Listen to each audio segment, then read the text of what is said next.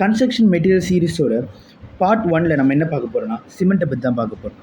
So நிறைய கிளைண்ட்டுக்கு இருக்க கேள்வி என்னென்னா, மார்க்கெட்டில் நிறைய டைப்ஸ் ஆஃப் சிமெண்ட் இருக்குது, இதில் என்ன சிமெண்ட் பெஸ்ட்டாக இருக்கும்?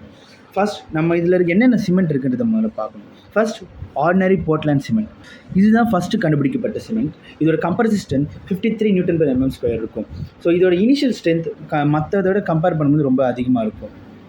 And next Portland pozzolanic cement.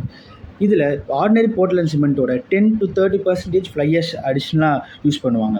So இதனால் நம்மளோட காஸ்ட் கம்மியாகுது, நமக்கு ஹீட் ஆஃப் ஹைட்ரேஷன் கம்மியாகிறதுனால நம்மளோட இனிஷியல் ஸ்டேஜஸில் கிராக்ஸுமே ரொம்ப கம்மியாக தான் க்ரியேட் ஆகும். இதோட கம்ப்ரசிவ் ஸ்ட்ரென்த் பார்த்தீங்கன்னா 43 Nm². நெக்ஸ்ட் பார்த்தீங்கன்னா போர்ட்லேண்ட் ஸ்லாக் சிமெண்ட். இதில் ஆர்டினரி போர்ட்லேண்ட் சிமெண்ட்டோட 10 to 30% ஸ்லாக் ஆட் பண்ணுவாங்க. ஸோ இதனால் காஸ்ட்டும் கம்மியாகுது, இனிஷியல் ஸ்டேஜஸில் க்ரியேட் ஆகிற கிராக்ஸுமே கம்மியாகும். ஸோ இதோட கம்ப்ரசிவ் ஸ்ட்ரென்த்தும் 43 Nm². ஸ்ட்ரென்த் வைஸ் பார்க்கும்போது ஓபிசி, பிபிசி அண்ட் பிஎஸ்சியை விட அதிகமாக இருக்கும்.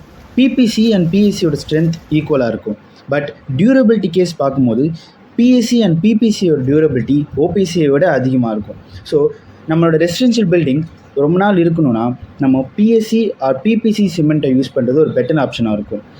ஸோ ஓபிசி எங்கே யூஸ் பண்ணணும் அப்படின்னா, high rise construction, prestress concrete structure and early strength required ஸ்ட்ரக்சர்ஸ்க்கு இந்த ஓபிசி சிமெண்ட்டை யூஸ் பண்ணலாம்.